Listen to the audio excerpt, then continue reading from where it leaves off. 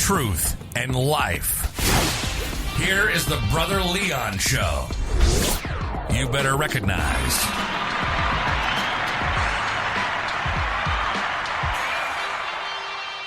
What's going on, listeners? This is your boy, Brother Leon, and we are starting season 3 of the Brother Leon Show.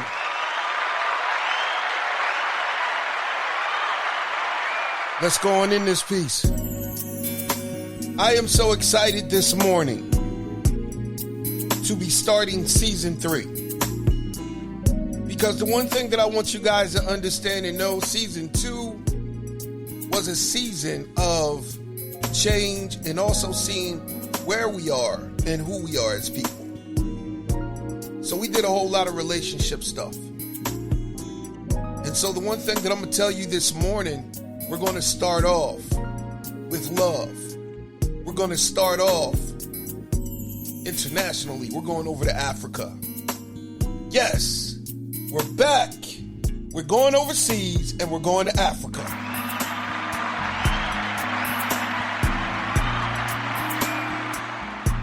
So today we're going to have on the show, we're going to be talking about love, relationships, and all types of stuff. We're going to have Tolu Falode.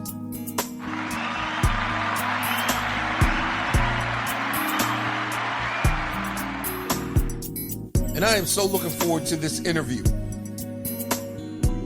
Because the one question that a lot of people ask is, how do I know? How do I know it's love and not finesse? How do I know it's love and not cat?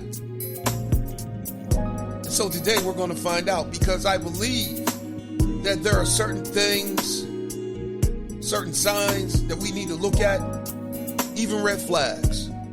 So I want you guys to sit back, relax. We getting ready to go into Clubhouse because we're doing this on Clubhouse. So it's going to be good. So you guys relax. Join us over in Clubhouse. We're going to talk to Tolu, and we getting ready to do this thing.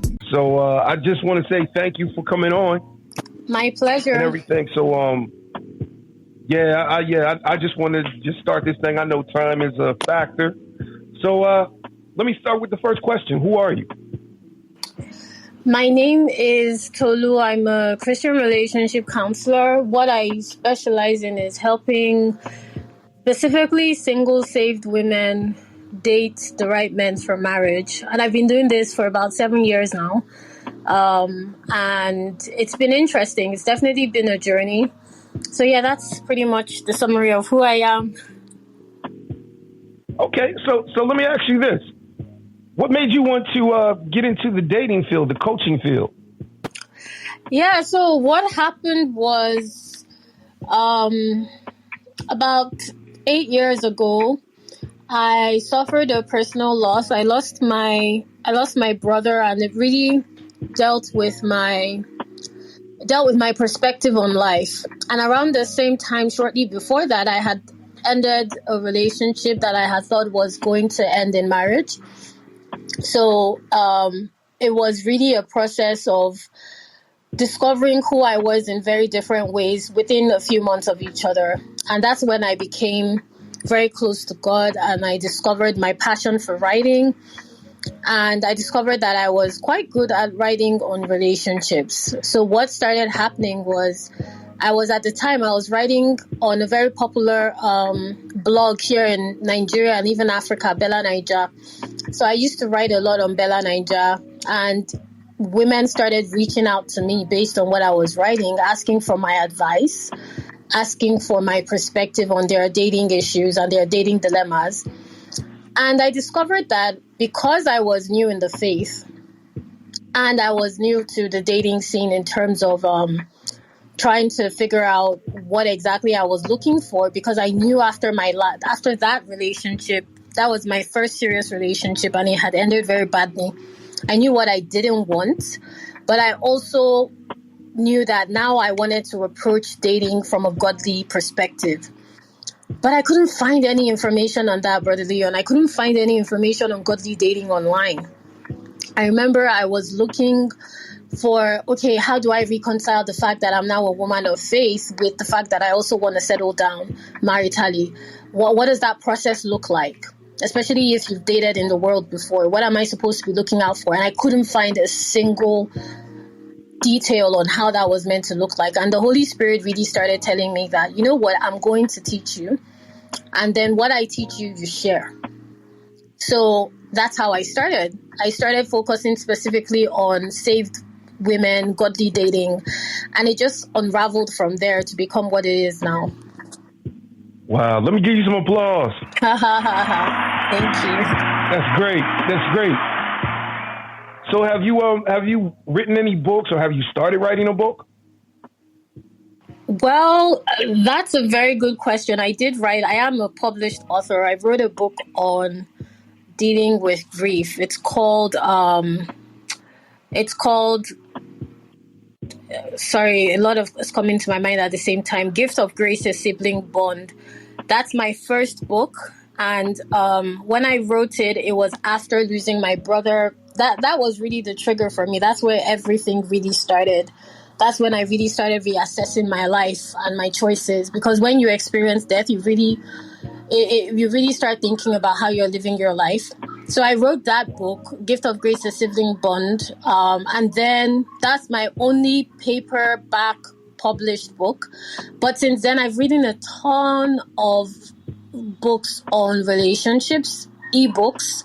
So I have a number of resources on godly dating available in ebook format online, specifically dealing with courtship, knowing the right person, how to go about the wait, devotionals on dating like a wife, guidance on what it looks like when you're dating the right person.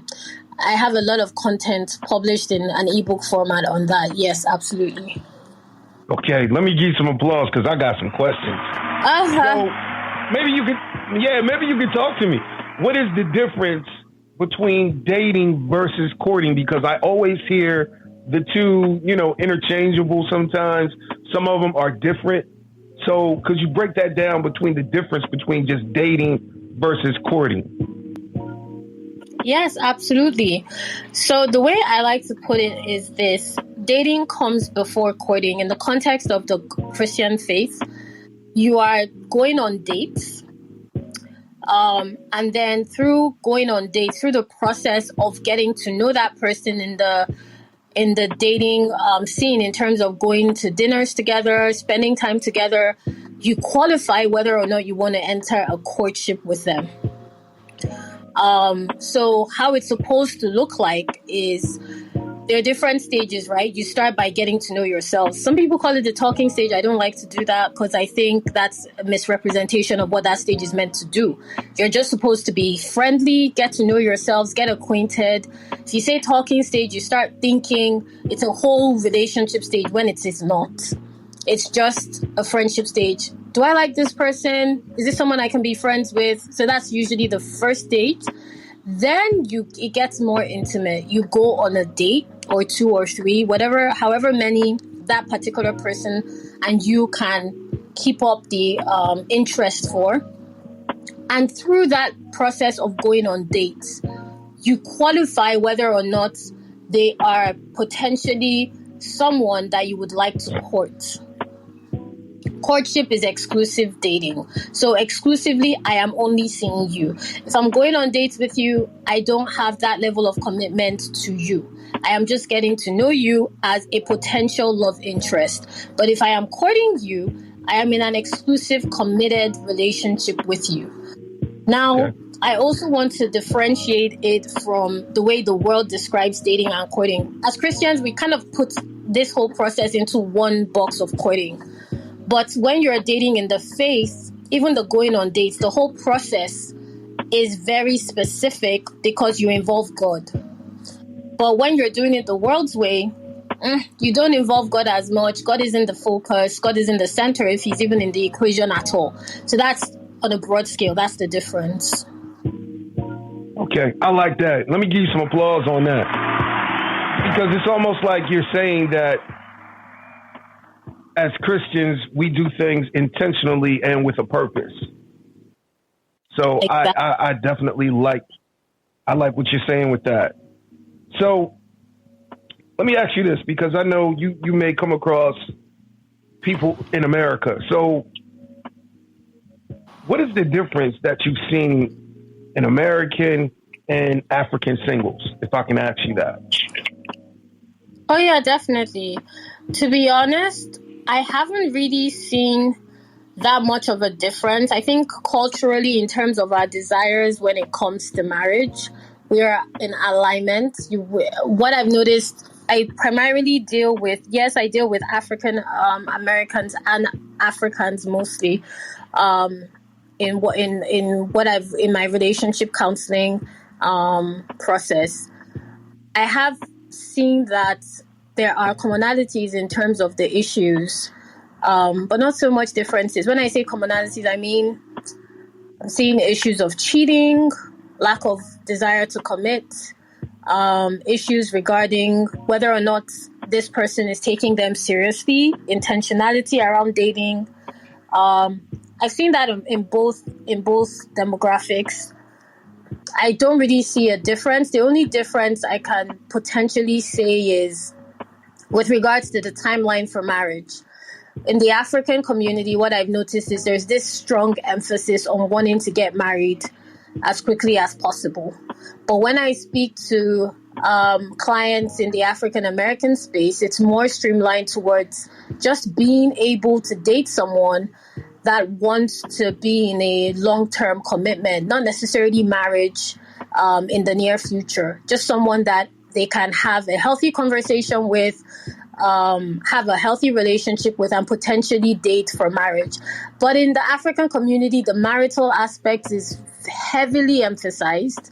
And because as well, culturally, we do have a slightly different perspective from an African context, because there's this pressure from parents that factors into how we date over here. So whether it's parents, it's pastors, spiritual authorities, when I'm talking to African Americans, I'm not saying that isn't a factor. I'm just saying it's not as predominant in conversations. So that's what I've noticed so far.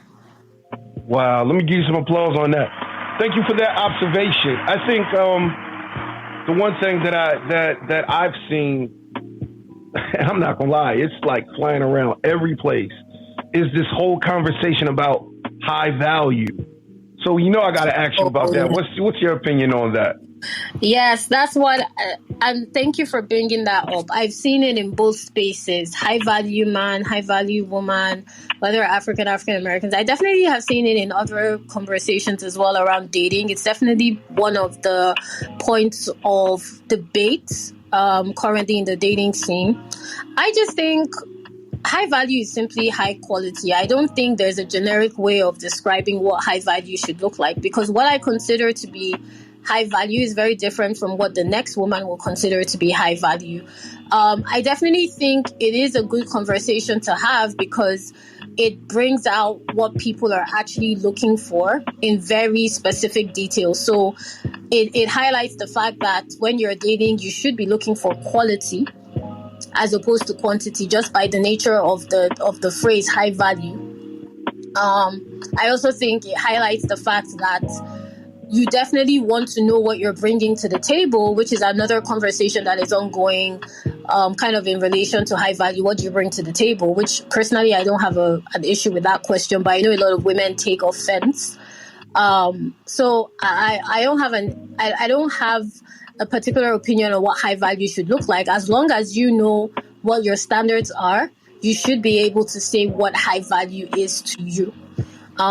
I think there becomes a problem when you start relying on how people qualify high value in general, like 6 figures, 6 feet plus, and so on and so forth. I don't think that's necessarily high value if it doesn't pertain to what you're looking for in a prospective partner.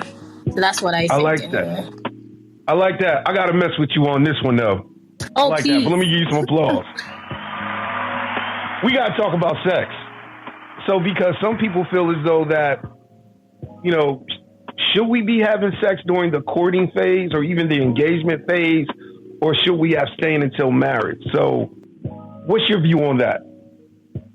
That's a great question. I think sex is a journey that you should go on personally with God. As a Christian counselor, what I would say is you definitely shouldn't be having sex before marriage. Absolutely.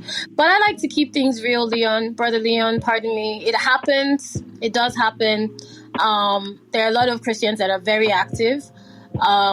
I also think that it would definitely hinder your ability to discern, your ability to hear. It's not honoring God and so on and so forth. But I don't believe that if you are active, it's going to put you in a position where you don't choose the right partner. Because I know couples that are active and are happily married before they were married. So I think that I like to keep things very real. I think sex should be a personal decision. As a woman of faith, I would say you should definitely have a conversation with God about your sexual life and your sexual decision. But as scripture says, it shouldn't be happening before marriage. But you should definitely take control of your sexual life, because the issue I see is a lot of Christians are celibate and they don't know why. And that is problematic from my perspective. Yeah. Because if you're a celibate, you should know why you're a celibate. You should be able, because if not, you could find yourself in a marriage with the wrong person, because you assume that the fact that they're not sexually attracted to you, for instance, means that they're a potential partner for marriage, when that should actually make you aware of the fact that they are not interested in you sexually for whatever reason. And that means they shouldn't be the right partner for you. So I believe that sex is a personal decision. You should definitely have a relationship with your body sexually. What I mean is, you should be interested in what you find sexually attractive. You should be interested in learning what turns you on in a partner. You should be curious to know if the person that you're seeing is somebody you would like to have sex with.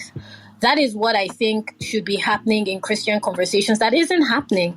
And it's making a lot of people enter marriages and relationships that I can't tell you the amount of messages I get from women that are either married to people they don't find sexually attractive, or are considering dating people they are not sexually attracted to, or are not even sure why they're celibate. And I think that is the real problem. So what should be happening instead? I don't have a particular stance on how you want to decide on what you want to do with yourself sexually, whether you want to have sex or you don't want to have sex. But I do believe this is what scripture says you shouldn't be. If you don't do it, it's between you and God. You should definitely involve God in the process of knowing how he wants to show you to navigate your sexual journey.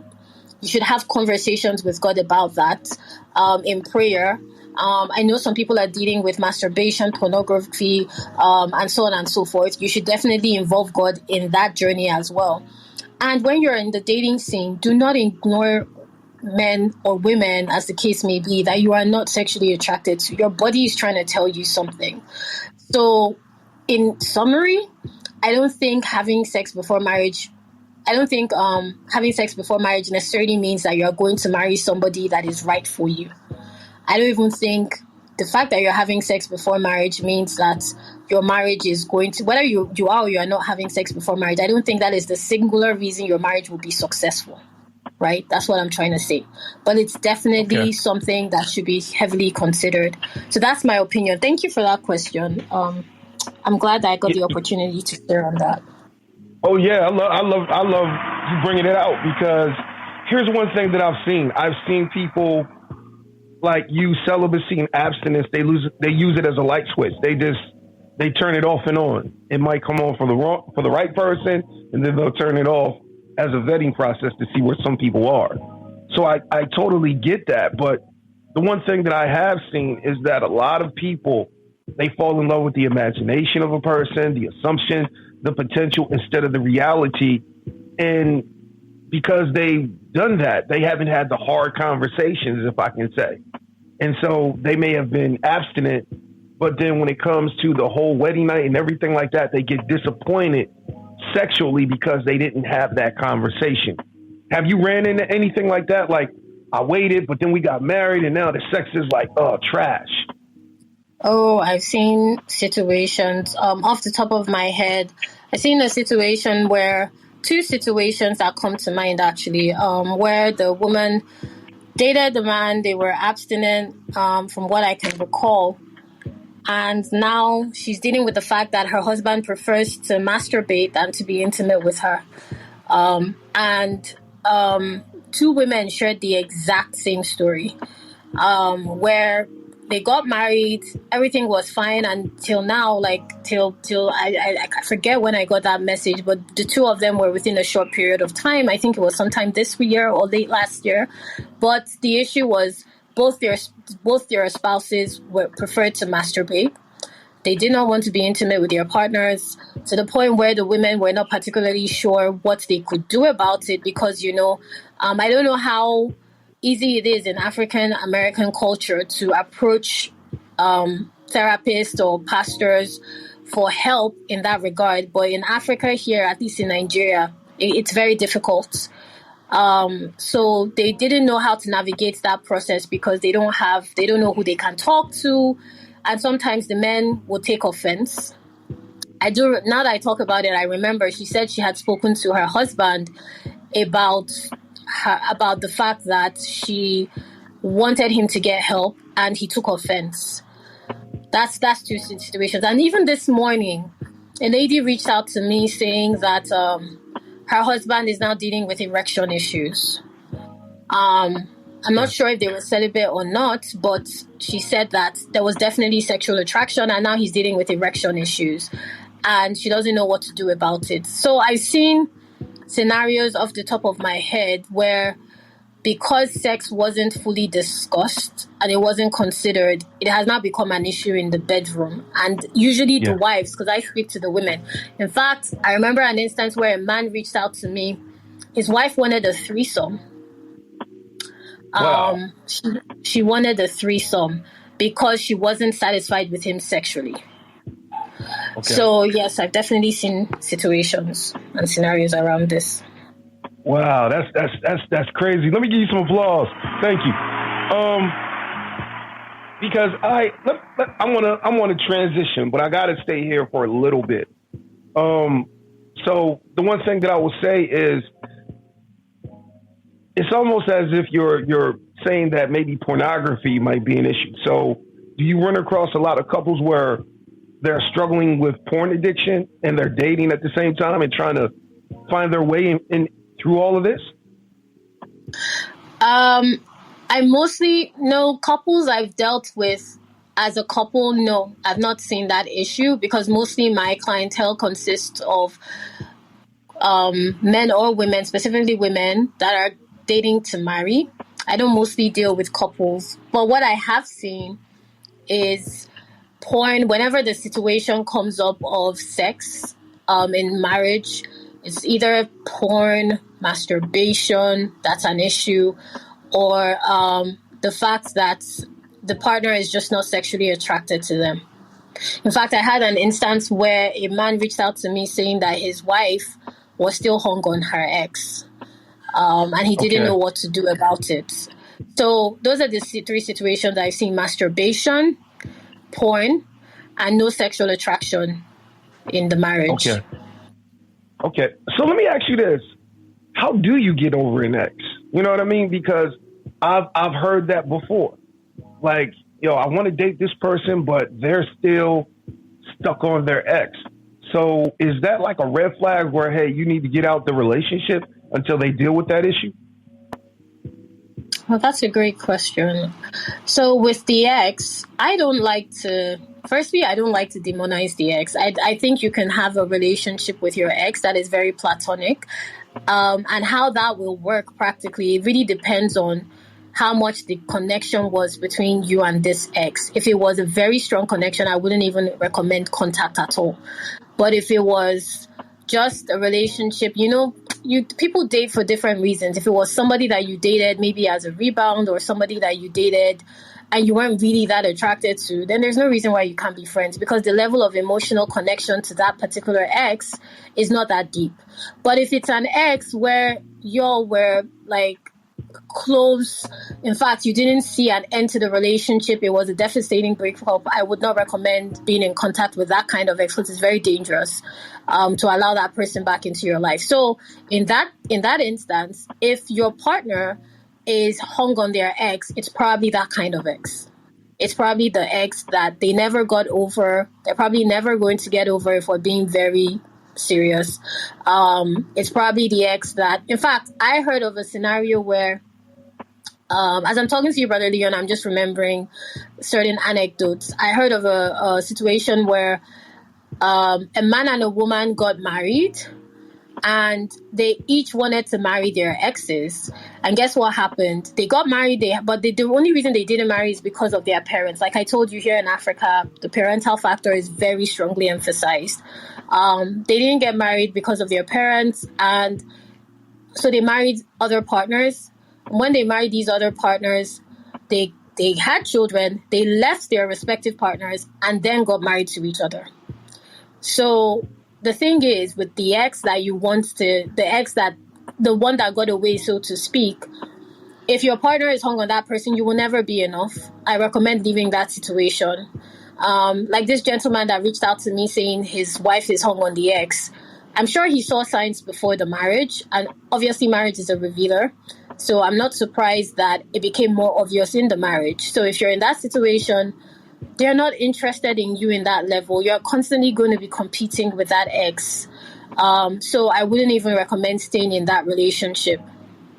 If they always bring up their ex, and they are always comparing you to their ex, like, oh, they say, oh, in this situation, this is what Jane did. Or, oh, I remember when Jane and I did the same thing. That's not healthy for you. Yeah. And it's not healthy for your relationship. So you definitely need to step out of it. Exactly. Let me give you some applause on that. So let me ask you this. So what if you're dating and you already have kids? How can a person, get to the place where, okay, not only are they okay for me, but they're also okay for my children? So how can a person navigate that as well?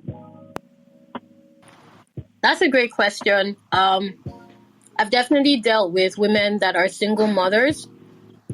And what I've discovered in talking to them is they make the mistake of putting the kid first, even before the person has met the child. So what I mean is they approach the dating scene as a mother, not as Jane, for instance. Jane has a daughter called, Daisy. She shows up in the dating scene as Daisy's mother, not Jane. And that's problematic because as much as, you want to look out for the best interest of your child, that person doesn't know your child. They are not their biological father. That person has their own interests. I think in dating, we become so self-centered, we forget that who we're looking for is also looking for certain qualities as well. So from that man's perspective, Jane just looks like Daisy's mother. He doesn't know who Jane is. He doesn't know what she likes. All he knows is that Daisy is in the fifth form. Daisy likes chocolate. And he's not dating Daisy. So what I would advise is before you even go out in the dating scene and you have kids, you have to make sure you have a level of understanding of who you are now. So Jane, in this instance, in this scenario, needs to know who she is now, apart from being Daisy's mother. Because what I've noticed with, and I'm sure this happens for men, but I've seen it with a lot of women that are single mothers, they become swallowed by the role because obviously motherhood is a journey. They become, for the first few years, they're struggling to find their feet. And you definitely don't want to be dating from the position of struggling to find your feet as to who you are. You want to be dating from the position of knowing that you're a different person and trying to figure out who that person is through your dating journey, because that's what a single person will be doing anyway. So what I would advise is if you have kids and you want to re-enter the dating scene, be clear on what you like. Be clear on what you want to, because whoever Jane marries is also going to be Jane's husband, not just Daisy's father. So and to be Daisy's father, he needs to be a good husband to Jane. So you need to qualify him first as to if he meets what you now want in a man, and then you can involve Daisy in the mix. Because if not, you're going to keep bringing Daisy up. You're going to be chasing quality men away because they're not trying to date Daisy. They're trying to date you, right? So that's my opinion on that. I love that because what you're actually saying is, put the emphasis on being a wife and being a spouse, because I believe that a lot of times we take and we put our kids before everything, even the husband. You know, so I love the fact that you're saying that, because in all essence, we're actually raising a family to be an independent family of their own. Because when the daughter leaves the house, she'll be a wife to someone else and she'll start her own family. Same with the son. So I love the fact that you're saying putting things in priority, putting the order together. Like, you know, first there's God, then you, then your spouse, then your kids. And I know a lot of people have problems with that. They feel as though, like, my kids always come first.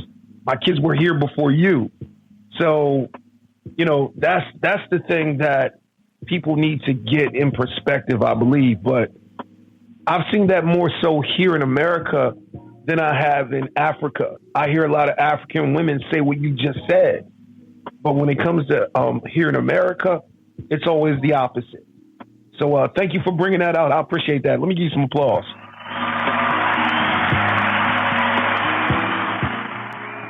So how does a person get over a breakup, you know, and get to the place where they want to start dating again? That's a great question. And thank you for drawing me to that, what you just said right now about in the African-American context, the kid comes first. That's interesting for me to know. So thank you for that perspective. And when you're getting over a breakup, there are 5 stages. There's the denial phase. That's the first stage, where you're mostly dealing with the fact that this happened and your routine is changing. You're about to text them, then you remember we're no longer together. Your routine feels off because they were involved in your routine. That's the denial stage. Then there's anger. That's when you feel resentment, regret. You feel a bit rejected. You may send them an angry text. You just reminisce, you may listen to angry music, that kind of stuff. That's the anger phase. Then there's the bargaining phase, which is it's the most sensitive phase. That's where a lot of people go back to exes. And if you're not careful, you could delay your healing process. The bargaining phase is where you say, okay, I know he cheated. I know he's a cheat, but maybe if I give him more time, he can work on it. So you bargain with yourself, and you bargain to the point where you consider taking that person back. Now, what I suggest is, if you are really considering taking that person back, you need to outline very objectively. It's probably best you have somebody close to you that wants the best for you, help you with this. You outline very objectively why you broke up in the first place.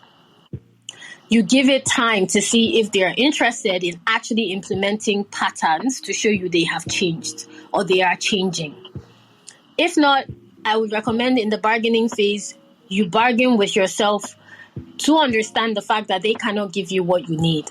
Okay? That's the bargaining phase. And after that, there's discovery. Once you pass the bargaining phase, you will find that you will be a different person, because you're starting to reach the place where you understand this person is no longer part of my life, and this is why. That's what the bargaining stage helps you achieve. This person is no longer part of my life. My routine has shifted. You stop remembering what they're doing at certain times, and you discover, I've not thought about this person for 3 days now. Wow. Because it's unusual. So you discover new parts of yourself. And then there's the final stage, which is acceptance, which means you've accepted the fact that you are no longer together, you are not good for each other, and you've moved on. Now, if you do end up going back to the ex, you still go through the final 2 stages. Discovery. You're discovering yourself as now a different couple. It's usually very rocky at the start, because there's still some level of regret and resentment as to why you broke up. And then finally, there's acceptance of the fact that you have tried to work on it and both of you are trying to move forward. So that's how it looks like in those 2 instances. But those are the stages of getting through a breakup. The reason I like to identify it is because it's easier for you to know what stage you're at, so you know what you should be doing. At each stage, you should definitely have somebody to keep you accountable, whether it's a friend. You should come up with a hobby or routine.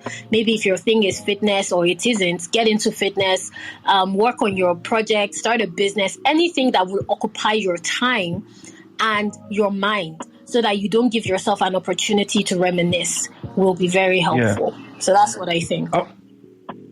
Let let me give you some applause because I'm going to mess with you for a little bit. Because the one thing that I've seen is I've seen people stay in the anger phase for so long, and next thing you know, all these niggas ain't shit. You know, all of them dogs. I've heard that. I've seen that.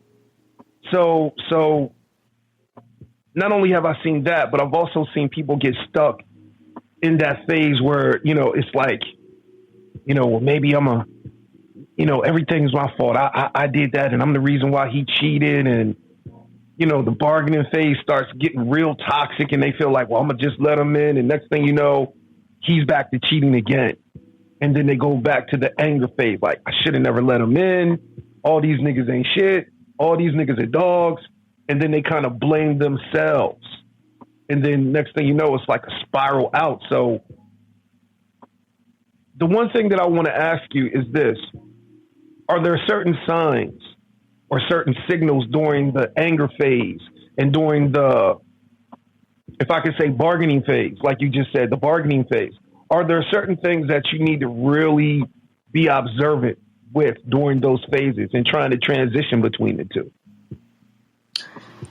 This is a great question, and I like how you said, no. Now, the thing with the type of women that you, or even men, because I've also seen this rhetoric from men, they demonize an independent woman. That's how it looks like from that end. Like, oh, yeah, she's so independent. They assume on your behalf that you're not looking for a serious relationship because you're articulate and well-spoken, and they don't feel like they can provide you. They don't feel secure enough to be a partner to you. So they must have experienced some level of rejection from that kind of woman in the past, so they demonize her. That's how it looks like from that end. But the end you're talking about, where she says, oh, you know, toxic masculinity, she approaches it from the instance of thinking, oh, every man is terrible, then it's trauma. In both instances, it's trauma. There are definitely triggers that need to be addressed. There are definitely areas that need to be uncovered. How you would know, like you asked just now, is if she's reacting to a situation that if she's reacting. What I encourage clients to do is, if you are reacting in an area, you are probably responding to a traumatic event. So there was a trigger. So if she's reacting because, oh, why didn't you call me back? Where have you been? That means that she's responding to a traumatic event. Probably she was cheated on. There were patterns of lack of communication. That's what you need to watch out for. In the angry phase. If she keeps referring to her ex, that's where it comes up in the bargaining phase. That means that they are probably bargaining. If she keeps saying, oh, my ex used to do A, B, and C, you're not doing this, my ex was that, that means she's considering going back to her ex. So she's bargaining. You don't want to be in any of those scenarios. The only healthy space it is to date somebody that just came out of a relationship is when they're in either the discovery or acceptance phase. Before that, you are a rebound. That's just it. Yeah. You are a rebound or a placeholder for their ex. That's all you are. Okay. The only time you can date them and they will see you is acceptance or discovery. All right. I got to give you some applause. Thank you for that one. So let me ask you this. What is your view on Proverbs 31? Because the one thing that I've seen is that when it comes to Christian women, you know, a lot of them feel as though that maybe I'm lessening myself by trying to become a Proverbs 31 woman. When you look at the narrative of how certain women should be, in relationships or even the perspective of the world, they're like, when I look at that, I don't see the strength in that. So can you break down Proverbs 31, the qualities of a woman? Sure.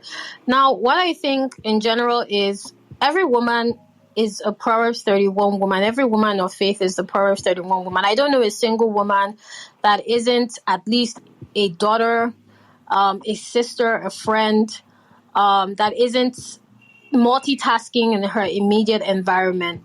Now, how that would manifest is different, and that's where we're getting it wrong.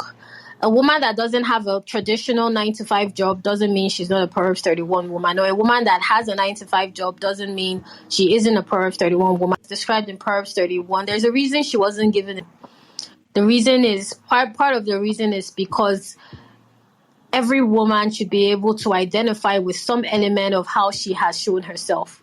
You know, they talk about her being a wife to the point where they talk about her being a businesswoman, being a steward of her household, being a mother.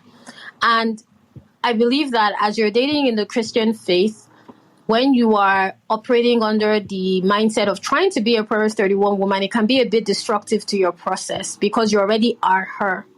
What I mean by that is if you try to overextend yourself business-wise and you know that currently you can't handle any business because you're focusing on your academics, it can backfire. If you're trying to get married, let's even address the marital element.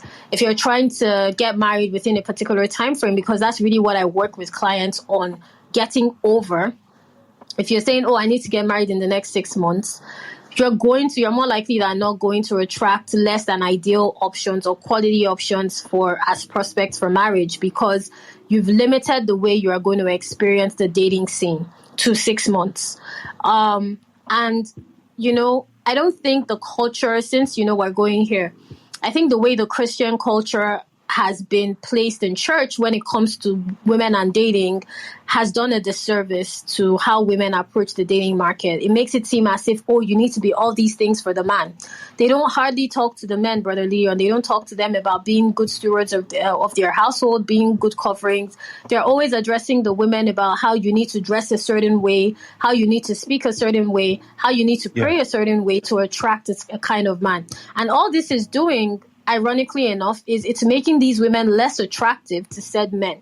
Because as much as he's a saved brother, I'm sure he wants a woman that dresses attractively, that speaks well, that isn't all about church, that has a social life, that is able to have conversations with him that are not scripturally or prayer-based, that is able to flirt. But they're not talking about this in the church.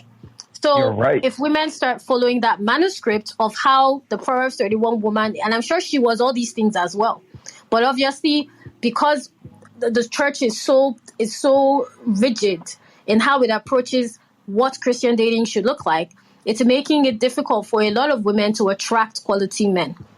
That's why there are so many saved single sisters in the church, for example. So that's all. There's a lot here, as you can see. I'm just going on, but yeah, that's pretty much it.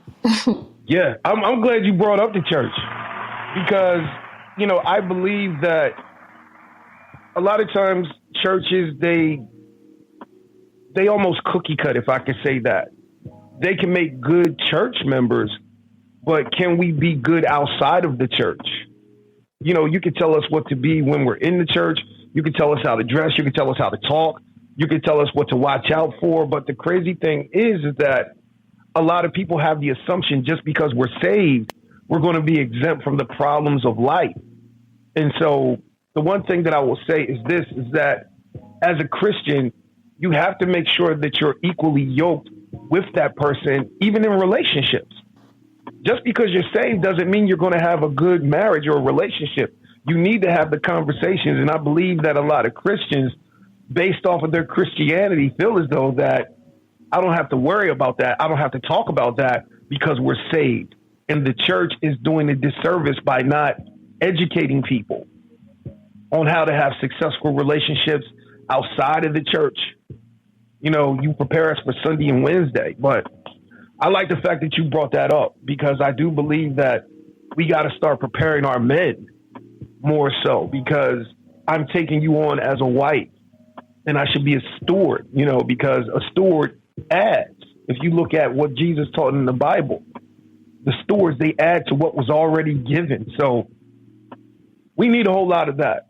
So let me ask you this. I know your clientele is more or less more or less women, but have you taken on men? Because I know there may be some men that may like, hey, can you just talk to me and how do I choose a good woman? Have you come across that? I've definitely worked with men, godly men as well. I've worked with men that are whether in a marriage or single and searching. What I've discovered is a lot of godly men don't know how to pursue. So they struggle with it, and if you ask Christian women, they will tell you because they've experienced it. a lot of godly men don't know how to pursue. They don't know how to approach a woman like she's a woman, if that makes sense. They don't know how to go about the process of pursuing her in a way that is intentional and also covers her without leading her on. They struggle with that a lot. So what that looks like practically is he may not know the right time to approach her. He may spend so much time praying that another man is pursuing her and she hardly notices him. He drops a lot of hints. He either goes about it too aggressively or too passively. He doesn't know how to go about it intentionally. So that's what I've seen them struggle with. They are also very unsure about how to cover her in the process of getting to know her. What I mean by that is letting her know, for instance, you are not in an exclusive relationship. Letting her know that as much as you enjoy spending time with her, you are still in the process of deciding whether or not you want to move into a relationship with her. They kind of compress the two together. So how it looks like is he will take her on dates without calling them dates. He may never approach her, and when he does, it would just be for a random reason. Maybe he asks her for assistance on something, hoping that she will figure out that he likes him, he likes her. So that's what I see there. They struggle with pursuing. They don't know how to do it. Okay. All right. Let me give you some applause. Men, you definitely got to know how to pursue. You got to know what to say. Be direct in your speech. Say what you want. Say what you don't want. Mean what you say what you mean. Because these women are not playing out here, if I could just say that. So let me ask you this, and this will probably be like the last question that I'll probably ask you. When a person gets engaged, what is the journey with the engagement now? You know, how are we supposed to build? Because we done went from courting to the engagement phase. What is the conversation now that we're engaged? Leon, I'm really loving your questions. That's an awesome question because the engagement phase is not discussed. What usually happens is people assume, especially in the faith, because for singles in Christian faith, it's just assumed that all you need to do is get married. And that's the problem. They don't account for everything that happens before the marriage. And that is literally what God wants you to do, to vet the right partner. So the engagement phase is also a vetting process. And when I say vetting, I mean making sure that the person you're about to commit to for a lifetime is in alignment with what God has told you about your marriage. So the engagement phase, it's all about planting, planning, and practice. That's what it's about. So what I mean by that is you are planting the seeds for a home, the home that you desire to have. You are planning your wedding, and you are practicing how you are going to act as a married couple. That's all you're doing in the engagement phase. You are planting, you are planning, and you are practicing. So planting is, and God is going to speak to you here differently. I once worked with I run a mentorship community, and so we've had women in different stages in that community. There was a particular wife in waiting. She's now an alumni because she's now married, but she was engaged twice before she met her now husband.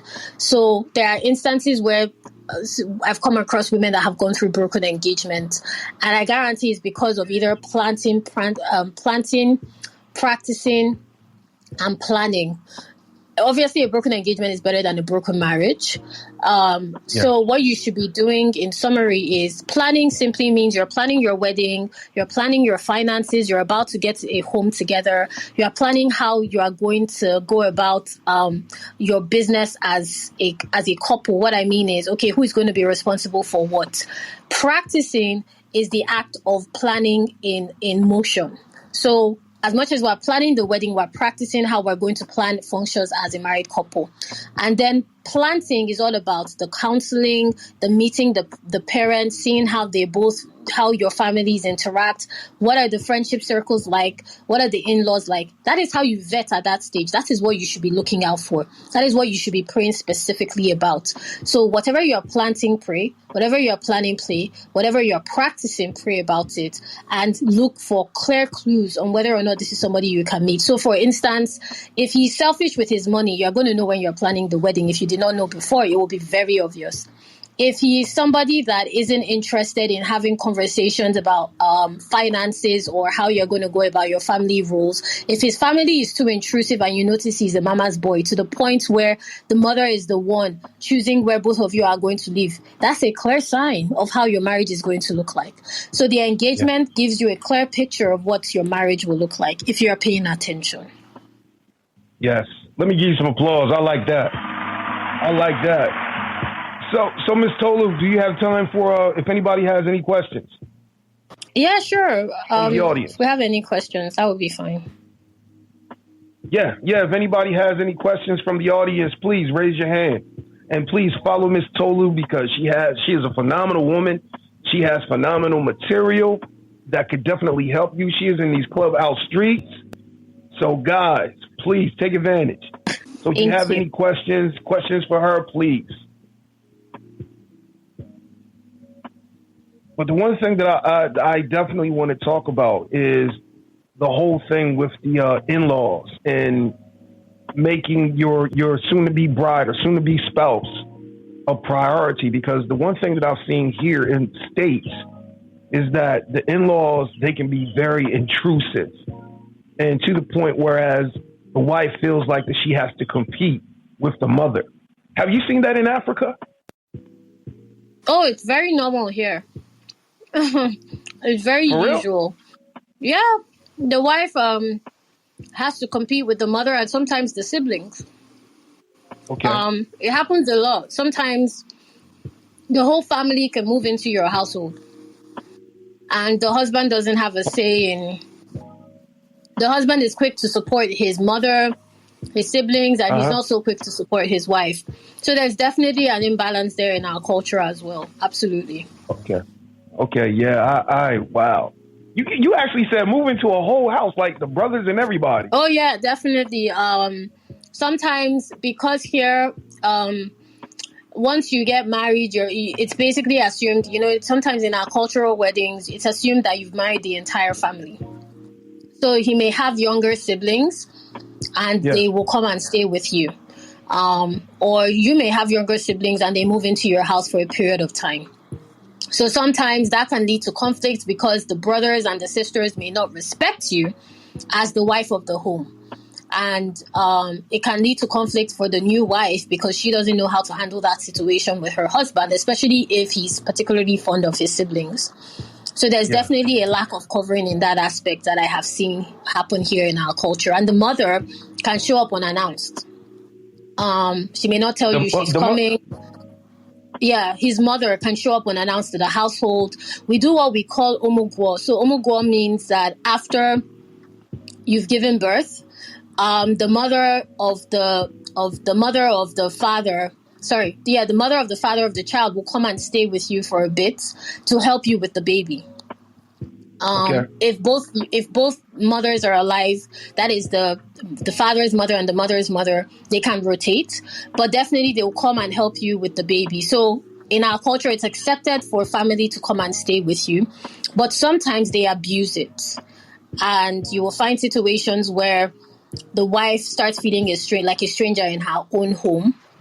She doesn't know how to handle the mother because the mother is the one regulating the household and there are no boundaries. So it definitely happens here. Absolutely. I got to ask you this. When do you have a honeymoon phase?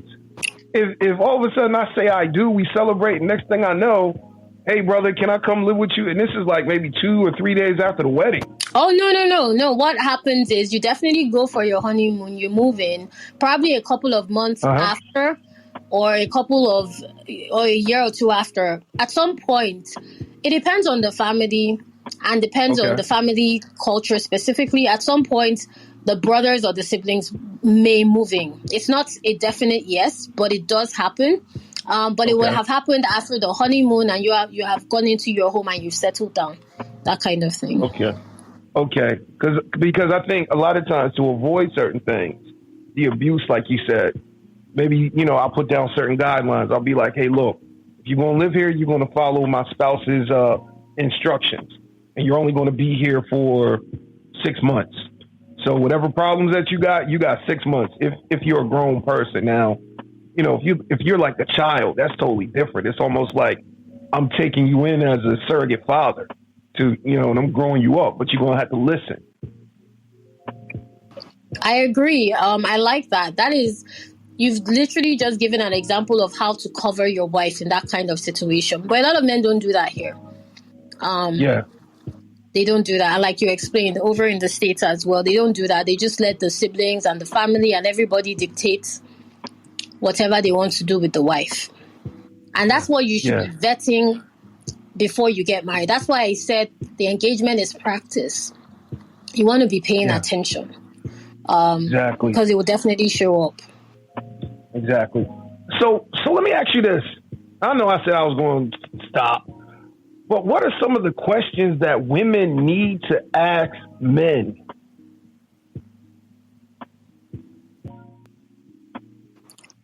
Before what point? I mean, just like during the dating phase, during the engagement phase, what are some of the questions that a woman definitely needs an answer for? You can't, one of those type of questions like, hey, I can't mess around with this. I need to know. I need a definite answer. What I personally believe is, as a woman, you should be paying attention. You should be observing. I'm not a fan of really asking. I don't think you get the best answers from asking questions. I think you get best answers from learning to observe and discern. For instance, before you get married, before you even meet a man, you should definitely know what you're looking for. You should have a standard that you're dating with. You should have a desire for what the kind of marriage you want. So let me give an example, because I like teaching with examples. So maybe you know that you want to marry a Christian that is into fitness and is kind. Those are the 3 metrics I usually use. I always say have a spiritual, emotional, and a physical standard that you're dating with. So that means that any man that you come in contact with, if they don't show you, obviously you can't know if somebody is a Christian overnight, depending on the context, except you meet them in church or they were on the pulpit or something. But just taking the fact that you met them casually, you want to vet whether, at the very least, do I find them physically attractive? Are they able to hold a conversation? Are they emotionally intelligent? Are we able to have a conversation? Are our conversations good enough for me to be curious about his spiritual alignment with my own? Okay, fine, let's keep talking. You go on a date. What you now will be doing is vetting whether or not the questions you have for yourself are questions that he is answering through his actions. Is he consistent? Is he communicating? Is he clear about his intentions? Is he making intentional efforts to connect with you? What I mean is intentionally taking you out, focusing on the date, not getting distracted. That is how you answer your questions in the first initial dates. Then if you want to go deeper, you can start having conversations. Obviously, as you're dating, you're talking. You can have conversations around, what are you looking for? When was your last relationship? How he answers those questions are going to give you the real answers to whether or not he is available. If he tells you, for instance, his last relationship ended 2 weeks ago, you already know from that response that he is in the process of moving on from his ex. Even if he has moved on, the ex is probably also in the process of moving on from him. So that is telling you, without asking him, you don't need to ask him, so have you moved on from your ex? He literally just told you they broke up 2 weeks ago. So that means emotionally, he is transitioning from dating his ex to being back in the dating scene. So that should tell you that you need to regulate yourself emotionally in terms of the expectations you have from him at this stage. That's how I believe you should date with questions. Or you may ask him, what do you do for a living? And he says he's an investment banker. Or he's a surgeon. That is telling you that his schedule is very hectic that he's very busy, that he's probably going to be unavailable within a short notice period.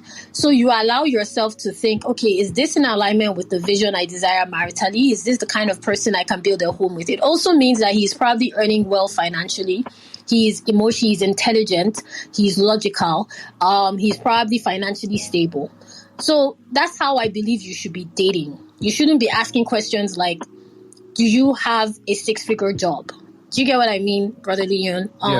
You should be using the information you're receiving. You should be using the information you're receiving about this person as you get to know them to go and check whether they meet the criteria you've set that you desire from your husband. Okay. And obviously there should be some flexibility around this. That's why I said, okay, he's financially stable. I didn't say he's earning above 6 figures. There should be some flexibility around what financial stability looks like. Okay, how old are you? If he tells me he's 35, that tells me, okay, he's probably looking to settle down. But if he hasn't settled down yet, that makes me curious as to why. Not because he's done anything bad, but I see an eligible bachelor and I'm wondering why you're single.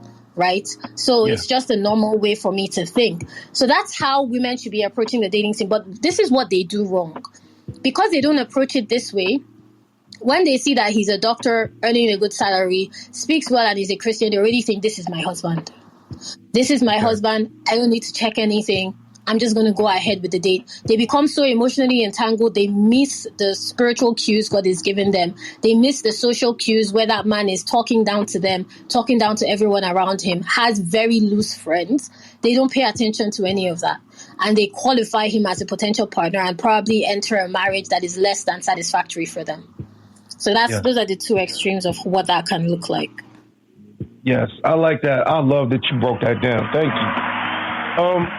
I've been hearing a lot lately about polyamorous relationships.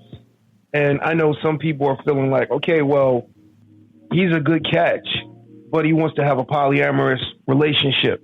What are your views on that? Can a person actually be successful having more than one spouse? I don't agree with that. The reason I don't agree with it is because of my faith and because of my personal stance on how relationships are meant to be experienced. I just believe in one man, one wife. Now, again, one man, one wife, but I do believe in rotational dating as well. So polyamory isn't something I believe in. I know some people practice it and I know it works for them. So if it works for them, that's their business. But as far as I'm concerned, I don't support it. I personally know that the way I view the dating process is to qualify one person as a lifelong partner, not multiple options as lifelong partners. So that's why my perspective is different. And I think polyamory, just thinking about it now, if all of you are agreed that you are sharing a spouse, we actually practice it here in Africa, but it's called, what do we call it? Polygamous marriage, right? Where you marry more than one wife. And what I've seen from polygamous homes is it leads to a deficiency in how the children grew up in being well-rounded because they are sharing their affection. There's usually some jealousy between the wives, at least the way I've seen it in my culture. There's some jealousy between the wives. The children are they're either close or they're distant. There's always a level of instability in terms of how the children grow up with mental security, and the relationship they have with their father in particular is usually problematic. That's what I've seen from a polygamous perspective.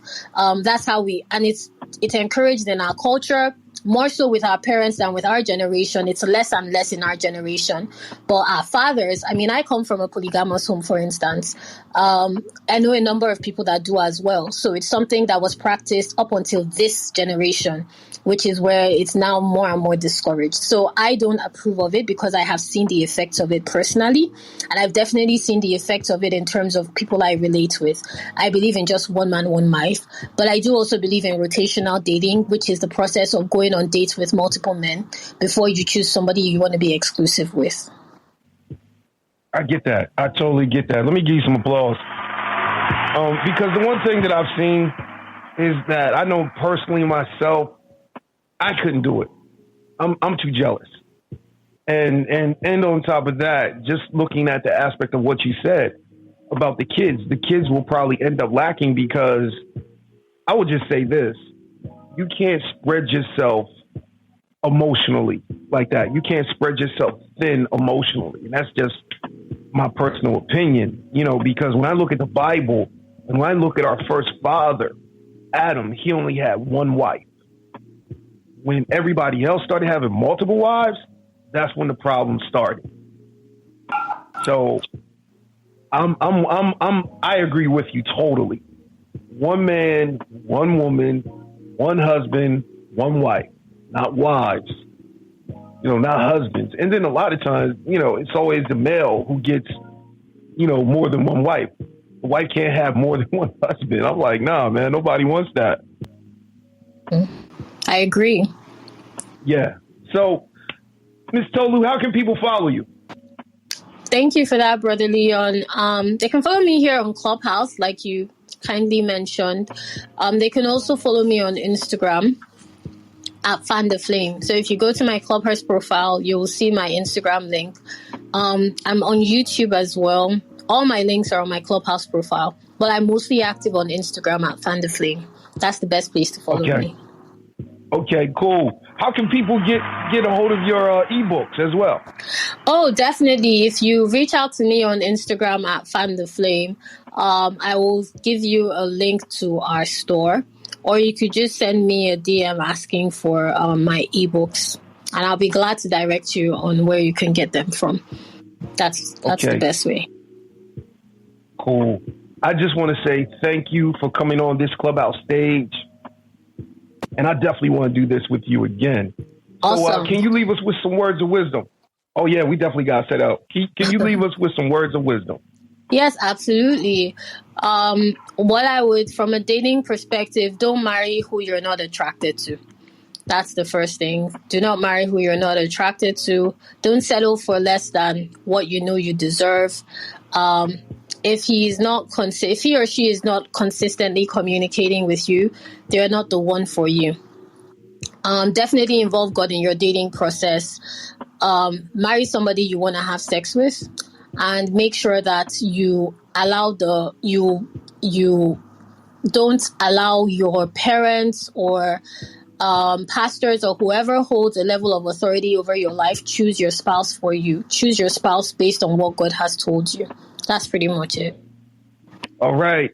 I want to thank you for that. Audience, if you have any questions, please raise your hand. Talk to us if you have any questions. I think they're fine. Okay. Well, hey, look, I just want to say thank you, Miss Tolu. Thank you, audience, for coming in here. It was definitely a blast, and we definitely have to do this again. We need more rooms like this on Clubhouse, because the one thing that I'm seeing so much toxicity that it's crazy, Mm-hmm.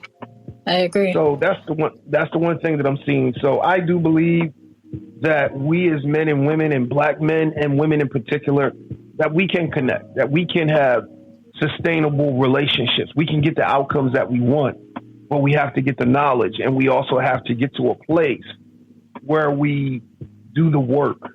I think a lot of times we get emotionally lazy and we don't want to do the work, but we expect a good outcome.